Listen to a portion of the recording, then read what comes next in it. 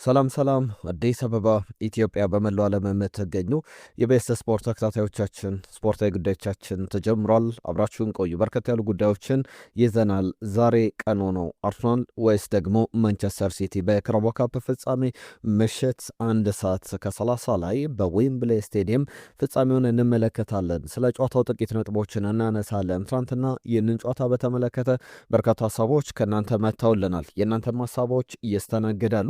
ትናንትና ቸልሲ ሊቨርፑል ቸልሲ ነጥብ የጣለበት ሊቨርፑልም ነጥብ የጣለበት ነበር፣ ወይም ሁለቱም ተሸንፈዋል። በጣም ለዩናይትድ ጥሩ ሳምንት ነበር ነጥብ ለመጣል ብሎ መናገር ይቻላል። ተከታዮቹ ነጥብ ጥሏል። ዛሬ የሚደረጉ ጨዋታዎችን በጥቂቱ እናነሳለን። ከሊያም ሮዜነር ቆይታ ጋር በተያዘ ጥያቄዎች እየተነሱ ይገኛሉ። ትናንትና ኤልማኒ ዲያዬ ለኤቨርተን ቸልሲ ላይ ግብ ካስቆጠረ በኋላ ያደረገው ነገር በጣም አነጋጋሪ ነው። ከዛ ውጭ የማንቸስተር ዩናይትድ ጉዳዮችም አሉ። ሳንድሮ ቶናሊ፣ ከዛ በተጨማሪም የዳኛው የስቱዋርት ሳትዌል ጉዳይ ብዙ እያነጋገረ ይገኛል። ማንቸስተር ዩናይትድ ያቀደው ነገር አለ። በቀጣይ ውጤቱን ሊያቀለብሰው ይችላል። ነገር ግን ምናልባት ለሌሎች ዳኞች ማስጠንቀቂያ ሊሆን የሚችል ጉዳይ እንመለከታለን። ሌሎች በርከት ያሉ አጫጭር ጉዳዮችንም እየነገርናችሁ እንቆያለን። ቸልሲ አርሰናልን የተመለከቱ የዝውውር ዜናዎች ከሊቨርፑል ጋርም በተያዘ የሚነሱ ሀሳቦች አሉ። በተለይ ደግሞ በቸልሲ በኩል የሚለቃቸው የሚያመጣቸው ተጫዋቾች ስም ዝርዝር በይፋ እየተነሱ ይገኛሉ። ሁሉም ክለቦቻቸውን እየተመለከቱ አዳዲስ ዝርዝር ጉዳዮችን እየነገርናችሁ እንቆያለን። እንደተለመደው ይህንን ቪዲዮ ላይ ካደርጋችሁ ጀምሮ ሀሳብ አስተያየቶቻችሁን ጻፉልን። በምናነሳቸው ጉዳዮች ላይ አስቀድሜ አንድ ጥያቄ አንስቼ ጀምራለሁ። ወደ ዋነኛ ጉዳዮቻችን ከማለፋችን በፊት የእንግሊዝ ፕሪሚየር ሊግ ደጋፊዎች መጠይቅ ቀርቦላቸው ነበረ። ከአስቶን ቪላ ጀምሮ እስከ ወልቭስ በአልፋቤት እንሄድበታለን እና አብዛኞቹ ክለቦች ለምንድን ነው ዘንድሮ በፕሪሚየር ሊግ ላይ ማንቸስተር ሲቲ እንዲበላ ይፈልጋሉ ወይስ ደግሞ አርሰናል የሚለውን በፐርሰንት ይቀመጣል። ለምሳሌ አስቶን ቪላ ደጋፊዎች 62% ማንቸስተር ሲቲ ሊጉን እንዲበላ ይፈልጋሉ። ለምን የሚለውን እናስቀምጥላችኋለን ምክንያቱን። እናንተ ግን የምትገምቷቸውን ምክንያቶች አስቀምጡልን። የብሬንትፎርድ ደጋፊዎች አርሰናል እንዲበላ ይፈልጋሉ። የቦርመዝ ደጋፊዎች በማንቸስተር ሲቲ ዋንጫውን እንዲበላ ይፈልጋሉ። አብዛኞቹ ክለቦች ማንቸስተር ሲቲ እንዲበላ ይፈልጋሉ። አብዛኛውን ድርሻ ማንቸስተር ሲቲ ይወስዳል። ነገር ግን ክሪስታል ፓላስ፣ ኤቨርተን፣ ፉላም የመሳሰሉ ቡድኖች አሉ። ከዛ በተጨማሪ የማንቸስተር ዩናይትድ ደጋፊዎች፣ የሰንደርላንድ ደጋፊዎች አርሰናል እንዲበላ ይፈልጋሉ። ምክንያቶቹ ምን ይመስላችኋል? እስቲ ሀሳብ አስተያየቶቻችሁን ጣፉልን። ወደ በኋላ ላይ ከነዚህ ደጋፊዎች የሰጧቸው ምክንያቶች አሉ። ለምን አርሰናል ይብላ፣ ለምን ማንቸስተር ሲቲ ይብላ እንዳሉ በፕሪሚየር ሊግ ላይ እናነሳላችኋለን። የናንተን ሀሳቦች ጻፉልን። ከዛ ውጪ የትናንትና ጨዋታዎች ላይ ሀሳብ አስተያየቶቻችሁን ላኩልን። አስቀድም የምጀምረው ትናንትና ከነበሩ ጨዋታዎች ናቸው። አሰልጣኝ አርነ ስሎት ከትናንትናው ጨዋታ አስቀድሞ በነበራቸው ጋዜጣዊ መግለጫ ላይ በሊቨርፑል ስለመቆየት እንዲሁም ሌሎች ጉዳዮች ሲነሳላቸው ነበር። አሁን ደግሞ ዳግም በአዲስ ኮንትራት ሳይሆን ስለመሰናበት እየተጠየቁ ይገኛሉ። ሊቨርፑል በፕሪሚየር ሊግ ላይ 10ኛ ጨዋታውን ተሸንፏል። በጣም ብዙ የሚባል ነው በዚህ ቆይተው በያዝነው የውድድር ዘመን ላይ። በእርግጥ አሁንም 10 ጨዋታዎችን ተሸንፎ 5ኛ ደረጃ ላይ ይገኛል። 50 ያክል ግቦችን አስቆጥሯል። 42 ግቦች ተቆጥሮበታል። በውድድር ዓመቱ መልካም ጉዞ ላይ ያለ ቡድን አይደለም። 31 ጨዋታዎችን አድርጎ 49 ነጥብ ነው የሰበሰበው። 14 ጨዋታዎችን አሸንፈዋል። ትናንትና በብራይተን 2-1 በሆነ ውጤት ተሸንፏል። ዳኒ ዌልቤክ የጨዋታው መነጋገሪያም ኮከብም ነበር። 14ና 56ኛው ደቂቃ ላይ 2 ግቦችን አስቆጥሯል። ሚሎስ ኬርኬዝ በጣም ቆንጆ ግብ ነው ያስቆጠረው። በተለይ አንቲስፔት ያደረገበት መንገድ የተከላካዮቹን ስህተት የብራይተን የተጠቀምበት መንገድ በጣም የሚገርም ማጨራረስ ነው። ሚሎስ ኬርኬዝ ጥሩ ግብ አስቆጥሯል። ነገር ግን ጨዋታው በሊቨርፑል 2-1 ተሸናፊነት በብራይተን አሜክስ ስቴዲየም ላይ የተደረገ ጨዋታ ነበር። አርነ ስሎት እንግዲህ ጫናዎች አሉ። አዎ በእኔም በተጫዋቾችም ላይ በጣም ኖርማል ነው፣ መደበኛ ነው፣ የተለመደ ነው ብለዋል። ለኳርተር ፋይናል በኤፍኤ ካፕ ደርሰናል። በቻምፒየንስ ሊግም በተመሳሳይ ሩብ ፍጻሜ ላይ እንገኛለን። ነገር ግን እርግጠኛ መሆን አለብን በሚቀጥለው የውድድር ዘመን በቻምፒየንስ ሊግ ላይ መሳተፋችን ምክንያቶችን መፈለግ አይደለም ለሽንፈት የኔ ስራ፣ ነገር ግን መልሶችን መፈለግ ነው። ለውጤት ማጣቱ በመጀመሪያ 45 ላይ ነገሮች ሰርተውልን ነበር። ሁለተኛው 45 ላይ ግን ነገሮች ጥሩ አልነበሩም የሚል አስተያየታቸውን ሰጥቷል። በ10 ጨዋታዎችን በአንድ ውድድር ዘመን በፕሪሚየር ሊግ ላይ ሲሸነፍ 2015-16 ላይ ነበር ለመጨረሻ ጊዜ። እንግዲህ ከ10 ዓመት በኋላ ዳግም 10 ጨዋታ የተሸነፈበት ነው። ገና ከዚህ በኋላ ቀሪ ሽንፈቶች ሊኖሩ ይችላሉና ለሊቨርፑል መልካም ጉዞ መልካም ውጤት የሚባል እንዳልሆነ መናገር ይቻላል። ለሁሉም ጨዋታው 2-1 በሆነ ውጤት ተጠናቋል። የቼልሲም ጨዋታ ግን መነጋገሪያ የነበረ አይነት መርሃ ግብር ነው። ብዙ ጉዳዮች ሊነሱበት ይገባል። በዚህ ጨዋታ ላይ በተለይ ትኩረትን የሚስቡ ነገሮች ነበሩ። የአሰልጣኝ ሊያም ሮዜነር ቡድን ወደ ሂል ዲኪንሰን ስቴዲየም አቅንቶ 3-0 በሆነ ውጤት በኤቨርተን ተሸንፏል። ቤቶ 2 ግቦችን አስቆጥሯል። ሮበርት ሳንቼዝ ትናንትና ለፊሊፔ ጆርገንሰን የተሆነውን ስህተቶች ሲሰራ ነበረ። ኤልማን ኒዲያይ ደግሞ በጣም የሚገርም የሚያምር ግብ አስቆጥሯል። ጨዋታው 3-0 በሆነ ውጤት ተጠናቋል። ከቸልሲ ጋር በተያዙ አሰልጣኝ ሊያም ሮዜነር ያነሷቸው ጉዳዮች አሉ። እስቲ ለቸልሲ ደጋፊዎች ብዙ ተሳትፏቸው አይታይም። አንድ ጥያቄ ላቅርብላችሁ። አሁን በዚህ ሰዓት ላይ ማሰናበት ወይም የቸልሲ ኃላፊነት ክለቡን መምራት ኃላፊነት ቢሰጣችሁ ሊያም ሮዜነርን ታሰናብታላችሁ ወይስ ደግሞ በኃላፊነቱ እስከ ውድድር ዓመቱ እንዲቆይ ታደርጋላችሁ? ሀሳብ አስተያየቶቻችሁን ጻፉልን የቸልሲ ደጋፊዎች። ከትራንትና ጨዋታ ጋር በተያዘ ግን የትራንትናው ግብ አስቆጣሪ ያደረገው ነገር ኤለማን ኔዲያይ በጣም የሚያስገርም ነበረ። እሱ ብቻ አይደለም፣ ኤድሪሳ ገናጎዬ 2 ጣቶቻቸውን ግቡ ከተቆጠረ በኋላ ወደ ካሜራ እያሳዩ ዊአር ቻምፒየንስ ኦፍ አፍሪካ ብሏል። የአፍሪካ ሻምፒዮንን የአፍሪካ ዋንጫ አሸናፊ ነን ብለው ሁለተኛ ጊዜ አንድ ጊዜ ነው ሴኔጋል ያሸነፈችው የዚህ የሞሮኮ ዋንጫ። የሞሮኮ ላይ የተደረገውን ዋንጫ ለሞሮኮ ሲሰጥ አንድ ሁለተኛ ብታሸንፈው ኖሮ ሁለተኛ ተብሎ ይጻፍላት ነበር። በእርግጥ በዚህ ዓለም ዋንጫ ላይ በምታደርገው መለያ ላይ አንድ ስታር ብቻ ነው ያለው። ብዙ ጊዜ ብሔራዊ ቡድኖች ያሸነፏቸው የዋንጫ ቁጥሮች በስታር ኮከብ ተደርጎ ይሰራላቸዋል ይጻፍላቸዋል። እና በኤልማን ኒዲያይ በኩል እንደዚህ አይነት ሀሳቦች ሲነሱ ተመልክተናል። ለሁሉም ግን አሰልጣኝ ሊያም ሮዜነር እያነሷቸው ጥቂት ነጥቦች አሉ። እነሱ ላንሳላችሁ። ደጋፊዎች ቢበሳጩ የሚገባቸው ነው ከፍሎን የሚመጡት ብለዋል። ከዛ በተጨማሪም ክለቡን ይወዱታል። ነገር ግን በዚህ ሰዓት ላይ ክለቡ ያለበት ሞመንት በደንብ ሁኔታም የሚያበሳጭ ነው፣ በደንብ ስሜትንም የሚጎዳ ነው እና አሁንም ቢሆን ግን ከአውሮፓ ቻምፒየንስ ሊግ ቦታ 1 ነጥብ ብቻ ነው ዝቅ ብለን የተቀመጥ ነው ብለዋል። ነገር ግን እድሎችን አለመጠቀም ባለፉት 4 ጨዋታዎች ቸልሲ ምናልባት በ33 ዓመት ታሪኩ 4 ተከታታይ ጨዋታ አልተሸነፈም። በፓሪስ ሳን ዠርመን በደርሶ መልስ ባለፉት 2 ጨዋታዎች 3-0 የተሸነፈባቸው ጨዋታዎች፣ በኒውካስል ዩናይትድም የተሸነፈበት ጨዋታ ይጠቀሳልና በዚህ መንገድ እንግዲህ ክሬት እያደረግን ወይም ደግሞ ወደ ግብ እየደረስን የምንቀጥል ከሆነ የፋይናል ሰርድ ኢንትሪያችን ጥሩ ከሆነ ነገር ግን ጎሎች የማይመጡ ከሆነ በጣም ከባድ ነውና በጣም ክሊኒካል መሆን አለብን፣ ጨራሽ መሆን አለብን ብለዋል። በፓሪስ ሳን ዠርመን 5-2 በኒውካስል ዩናይትድ 1-0 ከዛ በተጨማሪ በፓሪስ ሳን ዠርመን ድጋሚ 3-0 በዚህኛው በኤቨርተን ጨዋታ 3-0 ተሸንፏል። እንግዲህ አሁንም ግቦችን ማግኘት ጨዋታ መቆጣጠር አለብን ብለን እንናገራለን። ነገር ግን አሁንም ማሳካት አልቻልንም ብለዋል። ኤቨርተን ትልቁ ድሉ ነው ከ1987 በኋላ በጣም በሚያስገርም ሁኔታ ከሞላ ጎደል ወደ 40 ዓመት አካባቢ ነውና በዚህ ሂደት ውስጥ ኤቨርተን በጣም ትልቅ ድሉን ቸልሲ ላይ ያስመዘገበበት ውጤት ነው። ባለፉት 4 ጨዋታዎች ላይ 12 ግቦች ተቆጥሮበታል።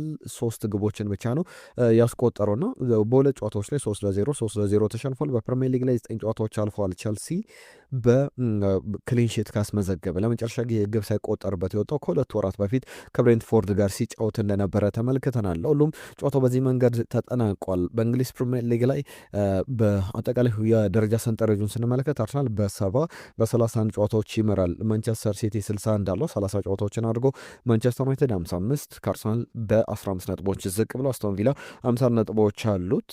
2026 ከገባ በኋላ ማንቸስተር ዩናይትድ እንደ አርሰናል ብዙ ነጥብ የሰበሰበ ቡድን ነው። በሁሉም ውድድሮች ላይ ባለፈው የዚህ የቦርመዝ ጨዋታውን ቢያሸነፍ ኖሮ ከአርሰናልም የበለጠ ብዙ ነጥቦችን መሰብሰብ ይችል ነበር። በ2 ነጥብ ከፍ ብሎ መቀመጥ ይችል ነበር። በ2026 የፕሪሚየር ሊጉ ቴብል ላይ ዩናይትድ ከአርሰናል እኩል 24 ነጥቦችን የሰበሰበበት ነው። አስቶን ቪላ 50 ነጥቦች አሉት፣ 4ኛ ደረጃ ላይ ይገኛል። ሊቨርፑል ትናንትና ቢያሸንፍ ወደ 4ኛ ደረጃ ከፍ ማለት ይችል ነበር። አሁን ከማንቸስተር ዩናይትድ በ6 ነጥብ ከአስቶን ቪላ ደግሞ በ2 ነጥብ ዝቅ ብሎ ተቀምጧል። ማንቸስተር ዩናይትድ አስቶን ቪላን 4 ነጥብ ይበልጧል። ነገር ግን አስቶን ቪላ አንድ ተስተካካይ መርሃ ግብር አለው። እሱን የሚያሸንፍ ከሆነ በቀጥታ ከማንቸስተር ዩናይትድ ጋር ያለውን የነጥብ ልዩነት ማጥበብ የሚችልበት እድል አለ። በፕሪሚየር ሊግ ላይ አስቶን ቪላ ከዌስትሃም ዩናይትድ ዛሬ የሚያከናውነው መርሃ ግብር ይጠበቃል። ሁሉም በእንግሊዝ ፕሪሚየር ሊግ ላይ የቼልሲ የደረጃ ሰንጠረዥ በደንብ የሚጠበቅ ነው። 48 ነጥቦች አሉት። ሊያም ሮዜናርድ እንዳሉት አንድ ነጥብ ብቻ አይደለም በቻምፒየንስ ሊግ ቦታ ላይ ያ ማለት 5ኛ ደረጃ ገና እየተረጋገጠ አይደለም። ነገር ግን በአርሰናል በሊቨርፑል የቻምፒየንስ ሊግ ጉዞ በነ አስቶን ቪላ ጉዞ ላይ የሚመሰረት ነው። ነገር ግን በጣም ሩቅ አይደለም። በጣም ሰፊ እድል አለው። 95-96 በመቶ 5ኛው ደረጃን ይዞ የሚያጠናቅቀው ቡድን በሚቀጥለው የውድድር ዘመን በአውሮፓ ቻምፒየንስ ሊግ ላይ ይሳተፋል። ለሁሉም እነዚህ ጨዋታዎች ትናንትና የነበሩ የሚጠበቁ መርሃ ግብሮች ናቸው። ዛሬ ባርሰሎና ከራዮ ቫያካኖ፣ ሪያል ማድሪድ ከአትሌቲክ ማድሪድ ምሽት 5 ሰዓት ላይ ጨዋታው ይደረጋል። በተለይ በዚህ ጨዋታ ላይ ጁድ ቤሊንጋም ወደ ሜዳ ይሰለፋል፣ ወደ ሜዳ ይገባል ተብሎ ይጠበቃል። እነዚህም ጉዳዮች አነሳን። ከጨዋታዎች ጋር በተያዘ ዛሬ የካራባኦ ካፕ ፍጻሜ ይደረጋል። አንዳንድ ጥቂት ነጥቦችን እናነሳለን። ከቡድኖቻችሁ ጋር በተያዘ ሊነገሩ የሚገባቸው ጉዳዮች አሉ። አርሰናል ከማንቸስተር ሲቲ 1 ሰዓት ከ30 ሲል በዌምብሌይ ስቴዲየም ዛሬ ቀኑ ነው። ማን ይለይለትና ዋንጫውን ይወስዳል? ማንስ በብስጭት ወደ ቤቱ ይገባል? እስቲ ሀሳብ አስተያየቶቻችሁን ጻፉልን። ግምታችሁ የማን ነው? ማን ያሸንፋል ብላችሁ ታስባላችሁ? አርሰናል ወይስ ደግሞ ማንቸስተር ሲቲ በሚለው ላይ በዋንጫው ጉዞ ላይ በጣም የሚጠበቅ ነው። ሁለቱ ቡድኖች በውድድር ዓመቱ መጀመሪያ ላይ ሲገናኙ 1-1 ሲጠናቀቅ የፔፕ ቡድን እንግዲህ 7-0 ተጠቅሞ በአስገራሚ ሁኔታ ከ65ኛው ደቂቃ በኋላ በጣም በሚገርም ሁኔታ የሰባት ተከላካዮችን ላይን ስንመለከት ነበር። 32.8 በመቶ የኳስ ቁጥጥር ፐርሰንቴጁ ነበር። አርሰናል ፍጹም የበላይነት የወሰደበት የኤምሬት ስቴዲየም ጨዋታ ነበር። አሁን ደግሞ ዳግም በካራባኦ ካፕ ላይ ይገናኛሉ። በእርግጥ በውድድር ዓመቱ ሌላ የፕሪሚየር ሊግ ቀሪ ተስተካካይ መርሃ ግብር እንዳላቸው ይታወቃል። አርሰናል ግን በዚህ ሂደት ላይ እንዴት ነው እንግዲህ በቀጣይ ጨዋታውን የሚያደርገው? ምን አይነት እድሎች አሉት ማንቸስተር ሲቲስ የሚለው በዚህ ጨዋታ ላይ የአሰልጣኝ ፔፕ ጋርዲዮላ ቡድን ከሚኬል አርቴታ ቡድን ጋር ይጠበቃል። ዳቪድ ራያ፣ ኤበረቺ ኤዜ፣ ጁሪን ቲምበር፣ ማርቲን ኦዴጋርድ ሁሉም ልምምድ ሰርቷል። በምስሎች ላይ ተመልክተናቸዋል። ልምምድ ሲሰሩ ሚኬል አርቴታ እንዳሰልጣኝ በዌምብሌይ ስቴዲየም ያከናወናቸውን መርሃ ግብሮች የአርሰናል አሰልጣኝም ሆኖ የአርሰናልም የኤቨርተንም ተጫዋች ሆኖ ደግሞ በዌምብሌይ ስቴዲየም ያከናወናቸው ጨዋታዎች ነበሩ። 2014 ላይ ከዊጋን ጋር ዊጋንን አሸንፏል። 2014 ላይ ዳግም ከሃል ሲቲ ጋር ሃል ሲቲንም አሸንፏል። ይህ የኤፍኤ ካፕ ጨዋታዎች ነበሩ። 2014 ላይ ከማንቸስተር ሲቲ ጋር የነበረ ጨዋታ ነበረ። ማንቸስተር ሲቲንም አሸንፏል። ቸልሲን 2015 ላይ፣ ማንቸስተር ሲቲን 2020 ላይ ዳግም ቸልሲን በፍጻሜው ኤፍኤ ካፕ ላይ አሸንፎ ዋንጫውን ማንሳቱ ይታወቃል። ሊቨርፑልን 2020 ላይ ከማንቸስተር ሲቲ ጋር ኮሚኒቲ ሺልድ ላይ በዌምብሌይ ተገናኝቶ 2023 ላይ አርሰናል ያሸነፈባቸው ጨዋታዎች ናቸው በሚኬል አርቴታ ስር እና አሁን ከ66 ዓመታት በኋላ በፕሪሚየር ሊጉ አንደኛና ሁለተኛ ደረጃ ላይ የተቀመጡ ሁለት ቡድኖች በፍጻሜው የሚገናኙበት ነውና የአራትዮሽ ዋንጫ እድሉ ምን ያክል ነው የሚለውንም አንድ ብሎ የሚጀምርበት ለምሳሌ ሊቨርፑል 2021-22 ላይ ለአራትዮሽ ዋንጫ እስከ ግንቦት 19 በፈረንጆቹ ሜይ 19 ድረስ ሲጫወት ነበር። ነገር ግን የውድድር ዓመቱ ሲጠናቀቅ ሁለት ዋንጫዎችን ይዞ ነበር ያጠናቀቀው። ማንቸስተር ሲቲ ለምሳሌ 2018-19 ላይ እስከ አፕሪል 17 ድረስ ለአራትዮሽ ዋንጫ ሲጫወት ነበር። የውድድር ዓመቱ ሲጠናቀቅ 3 ዋንጫ ነበረው። አርሰናልስ አሁን ምን ያክል ዋንጫዎችን ይዞ ሊያጠናቀቅ ይችላል? ከፓሪዝ አባላጋ ይሰለፋል ዴቪድ ራያ በሚለው ጉዳይ ላይ ብዙ ጥያቄዎች ሲነሱ ነበር። ትናንትናም የእናንተን ሀሳቦች ከትናንትና በስቲያም ስትልኩልን ነበረ፣ አንስተናል። ወደ በኋላ ላይም ምላሻችሁን የተመለከትንባቸውን ጉዳዮች መለስ ብዬ እነማን አስተያየት ሰጡበት የሚለውን አቀርብላችኋለሁ። ከኬፓ ጋር በተያያዘ ዚ አትሌቲክ ኬፓ አሪዛባላጋ የካራባኦ ካፕ ፍጻሜን ከማንቸስተር ሲቲ ጋር የሚጀምረው የመጀመሪያ ግብ ጠባቂ ነው የሚል ሀሳብን ሲያነሳ ነበር። በካራባኦ ካፕ ላይ በኤፍኤ ካፕ ላይ ሙሉ ሲሰለፍ እንደነበረ ተመልክተናል። ፕሪሚየር ሊግና ቻምፒየንስ ሊግ ደግሞ የዳቪድ ራያ ቦታዎች ናቸውና በዚህ ጉዳይ ላይ የተነሱ ሀሳቦች አሉ። የአሰልጣኝ ፔፕ ጋርዲዮላ የመጀመሪያ ዋንጫ የነበረው ፌብሩዋሪ 2018 ላይ ወደ ፕሪሚየር ሊጉ በመጣበት አመት ላይ አንደኛው ማንቸስተር ሲቲን ይዞ በካራባኦ ካፑ የአርሰን ቬንገርን አርሰናል ያሸነፈበት ነበረ የ3-0 ውጤትና በዛን ወቅት ላይ ዋንጫዎችን ማሸነፍ የበለጠ ዋንጫ ሌላ ድል እንድታመጣ ያግዛልና በጣም የመጀመሪያ ዋንጫ ደግሞ በጣም አስፈላጊ ናት ይላል። አርሰናል ደግሞ ይህ የመጀመሪያ ዋንጫ ነው። ፔፕ ጋርዲዮላ በወቅቱ 2018 ላይ የሰጡ አስተያየት ነው። አሁንም ግን የሚሰራ ኤክስፐርት የሚያደርግ አይዲያ ሰብ አይደለም እና አሁንም አርሰናል ይህንን ዋንጫ ማሸነፍ የሚችል ከሆነ ለሌሎች ዋንጫዎች ይዘጋጃል። ለማንቸስተር ሲቲ ደግሞ በፕሪሚየር ሊግ ዋንጫ ፉክክር ላይ ተርን ለማድረግ ሊያግዘው ይችላል። በሜንታሊቲ ደረጃ በሌሎችም መንገዶች በደንብ የሚያግዘው ጉዞውን ሊያደርግ ይችላል። ኪንግና ኪንግ ሜከርስ የሚባል ነገር አለ። ንጉስና አንጋሽ እንደዚህ አይነት ናቸውና ሚኬል አርቴታ ፔፕ ጋርዲዮላ ሲነግስ አንጋሽ ነበር። አሁን ግን ማኖ ንጉስ ማኖ አንጋሽ የሚለውን ዛሬ በዌምብሌይ ስቴዲየም እንመለከታለን። ምሽት 1:30 ላይ የሚደረግ በጣም ተጠባቂ ጨዋታ ነው። ግምት አስተያየቶቻችሁን ላኩልን። ሌሎች የአጫጭር ጉዳዮችን ከማንቸስተር ዩናይትድ ጋር በተያዘ የዳኛው የአልቢትሩ ጉዳይ ይነሳል። ሌሎችንም ሀሳቦች አነሳላችኋለሁ። አስቀድሜ ግን ሀሳብ አስተያየቶቻችሁን ለጋራ። ትናንትና ቀድሞ መልእክቱን የጻፈልን ሚፍታ ነው። ዌልካም ባክ ብሎናል። እንኳን በደህና መጣችሁ ብሎናል። ከልብ እናመሰግናለን። አክሊሉ ኢትዮጵያ ከደቡብ አፍሪካ በዛሬው ጨዋታ ላይ አርሰናል እንግዲህ ለሚያሸንፍ ከሆነ ማንቸስተር ሲቲ የሚያሸንፍ ከሆነ በተለይ ማንቸስተር ሲቲ ካሸነፈ ፔፕ ጋርዲዮላ ቻምፒየንስ ሊግን እንዳሸነፈ ሊዘገብ ይችላል። ሁሉም 11 ምርጥ ቡድናቸውን ከግብ ጠባቂ በስተቀር ይዘው የሚገቡበት ነውና አርሰናል ደግሞ ካሸነፈ እንደ ተራ ዋንጫ ሊዘገብ ይችላል። ነገር ግን አርሰናል 1-0 በሆነ ጠባብ ውጤት ያሸንፋል። መልካም ድል አርሰናል ብሎናል። ትዕግስቱ የጻፈልን መልእክት አለ። ጆሃንስበርግ ቤስት ስፖርቶች እናመሰግናለን ብሎናል። እኛም ከልብ እናመሰግናለን። 3-2 በሆነ ውጤት ማንቸስተር ሲቲ አርሰናልን ያሸንፋል ብሎናል። ታሪኩ ከደቡብ አፍሪካ አርሰናል 3-1 በሆነ ውጤት ያሸንፋል ብሎናል። ትናንትና የቼልሲን ውጤት ቼልሲ 2-1 ያሸንፋል፣ ሊቨርፑል ደግሞ 2-2 ይጠናቀቃል ብሎ ነበር። ነጂብ ሰንገሮ የቼልሲ ደጋፊ ነው። ማንቸስተር ዩናይትድ ነጥብ ጥሏል። ቦርመዝ ጥሩ ነበራቸው የገባው ነበረ ብሎናል። የቦርመዝ የዩናይትድን ጨዋታ ከዛ ውጭ ግን ለቼልሲ ኤቨርተን በተመለከተ 3-2 ቼልሲ ያሸንፋል የሚል ግምቱን አስቀምጦ ነበር፣ አልተሳካለትም። ነጅብ የማንቸስተር ሲቲን ጨዋታ ማንቸስተር ሲቲ ዛሬ በፍጻሜው 3-2 በሆነ ውጤት ያሸንፋል የሚል ግምቱን ልኮልን ነበረ። ሲሳይ ቡካዮ ሳካ የሚል አድማጫችን የአርሰናልና የሲቲ ጨዋታ በአርሰናል 3-2 አሸናፊነት ይጠናቀቃል፣ ማክስ ዳውማን ደምቆ ይወጣበታል ብሎናል። ሙኒር ፋሚሊ አርሰናል 2-1 በሆነ ውጤት ያሸንፋል። ሙልጌታ የዳኞችን ጉዳይ አንስቶልናል። ከማንቸስተር ዩናይትድ ጋር በተያዘ በዳኞች ኮሚቴ ተገምግሞ እርምጃ መወሰድ አለበት። እንግዲህ ማንቸስተር ዩናይትድ በሚገባ በዳኛ ተበድሏል ብሎናል። ልጃኔ ከደቡብ አፍሪካ የጻፈል መልእክት አለ። አርሰናል ማንቸስተር ሲቲ 3-0 ያሸንፋል ማንቸስተር ሲቲ አርሰናልን የሚል መልእክትም ልኮልናል። ኤማኑኤል ወይም ደግሞ አሸናፊ ከደቡብ አፍሪካ ማንቸስተር ዩናይትድ እንግዲህ ጠላት ክለብ ነው። በብዙ ክለቦች እንግዲህ የማንቸስተር ዩናይትድ ጠላት ብዙ ክለቦች ናቸውና ዳኛውን በተመለከተ በቫር ብቻ ሁሉን ነገር ለማንቼ መፍረድ ነበረበት። ነገር ግን ተቃራኒ ነበር። ለማንኛውም እግር ኳስ ከነስታቱ ይወደዳል። ካራባኦ ካፕ ፍጻሜ 0-0 ይጠናቀቃል። ሲቲ ዋንጫውን በመለያ ምት ያሸንፋል ብሎናል። አየነው ሙሉዓለም አርሰናል በዚህን ያክል በዳኛ በቫር ውሳኔ ሲበደል አንድም ቀን ትክክለኛ ሀሳብ ትንታኔ ስትሰጡ ሰምቼ አላቅም ብሎናል። እኛ ምንም አይነት እንግዲህ ለአንድ ቡድን ያደላ አስተያየት አንሰጥም። ትናንትና የነበረ ግልጽ ነገር ነው። በአርሰናልም በኩል ተመሳሳይ ነገሮች ቢኖሩ እንደዚህ አይነት ተመሳሳይ ሽፋኖችን እንሰጣለን። ነባ አርሰናል ማንቸስተር ሲቲ 2-1 ያሸንፋል ብሎናል።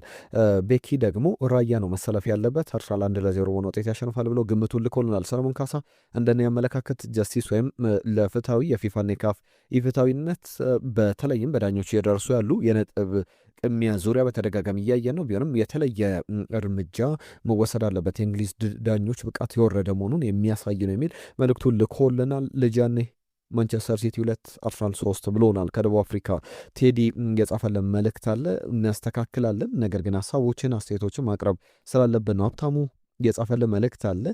በጣም ያስጠላል። ማንቸስተር ዩናይትድ በዳኛ ተበድሏል ብሎናል።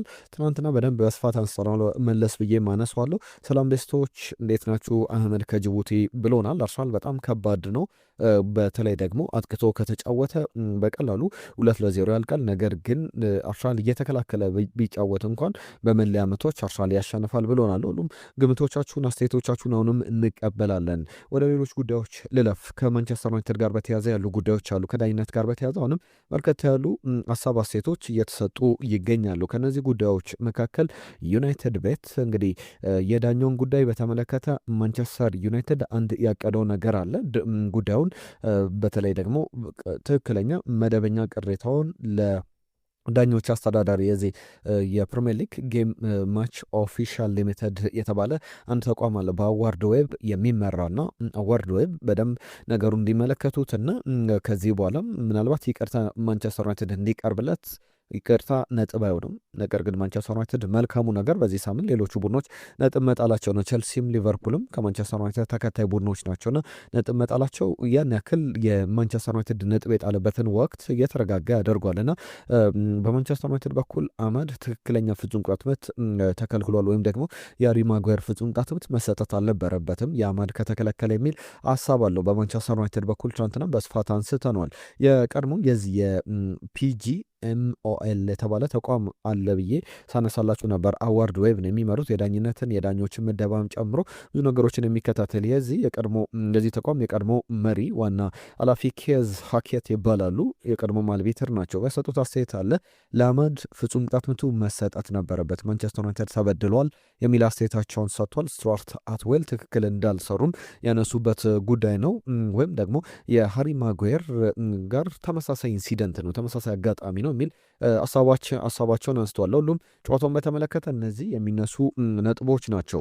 ዝውውሮችን በተመለከተ የሚነሱ ጥቂት ነጥቦችን ላንሳ። ከዳቪድ ደያ ጋር በተያዘ ቀድሞ የማንቸስተር ዩናይትድ ግብ ጠባቂ በፊዮሬንቲና በፍሎረንስ በጣም ጥሩ ጊዜን እያሳለፈ ይገኛል። ዩቬንቱስ በክረምቱ ተጫዋቹን ለማስፈረም ፍላጎት አለውና ጥብቅ ክትትል እያደረገ ይገኛል። ዩቬንቱስ ፈላጊ ሆኖ ብዙ ግብ ጠባቂዎች ጋር ስሙ እየተያዘ ይገኛል። አሁን ደግሞ ተረኛው ዳቪድ ራያ ይመስላል። ሳይድ ኤል ማላ የተባለ ተጫዋች አለ በቸልሲ በጥብቅ እየተፈለገ ይገኛል።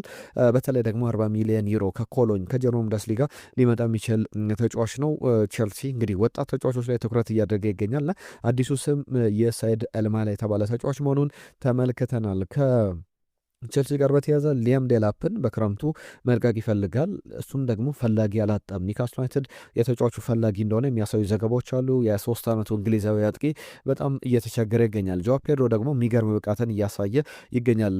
እንግሊዛዊ ተጫዋች በጣም በጥሩ ጊዜ ላይ ወደ ቸልሲ መጥተዋል ብሎ መናገር አይቻልም። እስከ 2031 ድረስ ውል አለው። በቸልሲ ግን የሚቆይበት እድል በጣም ጠባብ እንደሆነ የሚያሳዩ ዘገባዎችን ተመልክተናል። ከማንቸስተር ዩናይትድ ጋር በተያዘ የሳንድሮ ቶናሊ እና የብሩኖ ጉማሬሽ ፈላጊ ነው። ምናልባት ከሁለቱ አንዱን ከማንቸስተር ሲቲ ጋር ሊፋለምበት የሚችል አይነት ዝውውር ነው የሚሉ ዘገባዎች አሁን ወጥቶ ተመልክቻለሁ። ጋዜጠኛው ኒኮላስ ሺራ ይዞት የወጣው ዘገባ እንደሚያሳየው ከሆነ ኒውካስል ዩናይትድ ለሳንድሮ ቶናሊ 100 ሚሊዮን ዩሮ ለብሩኖ ጉማሬሽም ተመሳሳይ 100 ሚሊዮን ዩሮ ጥያቄ ይፈልጋል። በእርግጥ ሳንድሮ ቶናሊ በፍላጎት ደረጃ እንደ ብሩኖ ጉማሬሽ በሁሉም ክለቦች የሚፈለግ ተጫዋች ላይሆን ይችላል። ነገር ግን ማንቸስተር ዩናይትድ ከሁለቱ አንዱ ከዛ ቡድን ለማምጣት ይፈልጋልና ማንቸስተር ሲቲ ደግሞ በሳንድሮ ቶናሊ ዝውውር ላይ እንደገባበት የሚያሳዩ ዘገባዎችም ወጥተዋል። ከአርሰናል ጋር በተያዘ መልካም ዜና ተሰምቷል። ባየር ሙኒክና አርሰናል አንድ ተጫዋች ላይ ሲፎካከሩበት ነበረ። ካስቴሎ ሉኪየቫ ይባላል። ይህ ተጫዋች በባየር ሙኒክ በጣም ጥሩ ፍላጎት እንደነው። ባየር ሙኒክም ተጫዋቹን ከዛው ከጀርመን ቡንደስሊጋ ወደ ጀርመን ቡንደስሊጋ ከአርቢ ላይፕዚግ ወደ ባየር ሙኒክ ወደ አሊያንዝ አሬና ማምጣት ይፈልጋል የሚሉ ጉዳዮች ነበሩና የ3 ዓመቱን ተከላካይ በተመለከተ እየተነሱ ያሉ ጉዳዮች አሉ። ክሪስቲያን ፋልከ የባየር ሙኒኩ አንዳንድ አመራሮች መካከል ባለቤቶች እንዲህ ከላይ ቡድኑን ከሚመሩ ስፖርቲንግ ዳይሬክተሮች መካከል አንደኛው ናቸውና ያነሷቸው ጉዳዮች አሉ። ባየር ሙኒክ ክርስቲያን ፋልከ እንዳሉት ከሆነ ካስቴሎ ሉኪየቫን አያስፈርምም ፈረንሳዊ ተጫዋችን በተመለከተ የሚሉ ሀሳቦች አሉና ያነሱትም ጉዳዮች አሉ። በዚህም አርሰናል በጣም ሰፊ እድል አለው ተጫዋቹን የማስፈረምና ላይፕዚግም 69 ሚሊዮን ፓውንድ የውል መፍረሻው ነውና ነገር ግን እስከ 52 ሚሊዮን ፓውንድ ተጫዋቹን ሊሸጠው ሊለቀው ይችላል የሚሉ ዘገባዎችን ተመልክተናል። ከሊቨርፑል ጋር በተያዘ አሌሳንድሮ ባስቶኒ ጉዳይ ይነሳል። ተጫዋቹን የማስፈረም ፍላጎት እንዳለው ይታወቃልና ሊቨርፑልም በተጫዋቹ ላይ ተስፋ ቆርጦ ወደ ሌሎች አማራጮቹ ማተኮሩን ተሰምቷል። በጣም ትልቅ ሜጋ መኒ ትራንስፈር የሚባል አይነት ትልቅ ገንዘብ የሚወጣበት አይነት ዝውውር ነው። ባርሰሎና ቸልሲ ባስቶኒን ይፈልጉታል። ጣሊያናዊ የ26 ዓመት ተጫዋች በጣም ልምድ ያካበተ በትልቅ ደረጃ መጫወት የሚችል ነውና በተለይ ቨርጂል ቫንዳይክ በያዝነው ክረምት ላይ 35 ዓመትን ይይዛልና የሱ ተተኪ በደንብ ያስፈልገዋል። ነገር ግን ኢንተር ሚላን የክለቦችን ፍላጎት ተረድቷልና ምንድነው ያደረገው? አዲሱ አቅርቦለት እየተደራደሩ እንዳለ የሚያሳዩ ዘገባዎችን ተመልክተናል። አሁንም እነዚህ በስፋት የሚነሱ ጉዳዮች ናቸው። ክለቦቻችሁ ጋር በተያዘ የአርሰናልን የማንቸስተር ሲቲን የዋንጫ ጉዞን በተመለከተ የሚነሱ ጥያቄዎች አሉ። ሀሳብ አስተያየቶቻችሁን አሁንም ጻፉልን። ቅድም አንስቼላችኋለሁ። ለምሳሌ አስቶን ቪላ ደጋፊዎች 62 በመቶ ማንቸስተር ሲቲ ዋንጫውን እንዲበላ ይፈልጋሉ። 37.8 በመቶ ደግሞ የአርሰናል ምርጫን አርሰናል እንዲበላ ፍላጎት አላቸውና ለምንድን ነው የሚለውን ላንሳላችሁ። በየክለቦቹ ለምሳሌ የአስቶን ቪላ ደጋፊዎች ምርጫቸው ያደረጉት እንግዲህ አርሰናል ዋንጫ ሲበላና ከረጅም ጊዜ በኋላ አርሰናል ዋንጫውን በልቶ በማህበራዊ ትስስር ገጾች ላይ ያሉ ወሬዎችን መስማት አንፈልግም የሚል ሀሳቦችንም እያነሳሉ። ቦርመዞችን ስንመለከት 32 በመቶ ድጋፋቸውን የገለጹት ለአርሰናል ነው። 61 በመቶ ደግሞ ማንቸስተር ሲቲ ነውና ምክንያታቸው አንቷን ሴሜኖ የቀድሞ የቡድናቸው ተጫዋች እንዲበላ ይፈልጋሉ። ከዛ በተጨማሪ እንግዲህ ሌሎችንም ስሞች ያነሳሉ። ናታናኬም የቀድሞ የቦርመዝ ተጫዋች ነውና እሱም ቢያነሳ ደስ ይለናል የሚል ምክንያቶቻቸውን አስቀምጧል። ከብሬንትፎርድ ጋር በተያዘ ኦቪየስ ነው። የብሬንትፎርድ ደጋፊዎች 65.6 በመቶ አርሰናል እንዲበላ ይፈልጋሉ። ምክንያታቸው ደግሞ ዳቪድ ራያ፣ ክሪስቲያን ኖርጋርድ በዚያ የቀድሞ የቡድናቸው ተጫዋቾች በዚህ ቡድን ስለሚገኙ ነው። የብራይተን ደጋፊዎች በሚያስገርም ሁኔታ ማንቸስተር ሲቲ እንዲበላ ይፈልጋሉ።